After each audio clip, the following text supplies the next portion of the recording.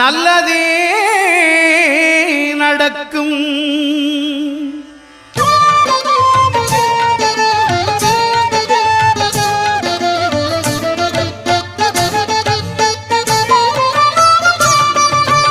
ஒன்பது கோளும் ஒன்றாய் காண அங்கு கற்பகம் என்னும் கடவுளின் மெய்யில்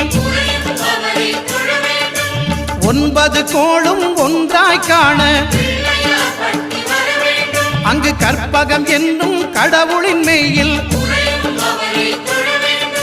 சூரியன் முதலாய் 9 கிரகமும் பலவித குணங்களை கொண்டிருக்கும். எங்கள் கற்பக தருவில் அவை வரும்போது ஒன்றாய் சேர்ந்து பலனளிக்கும்.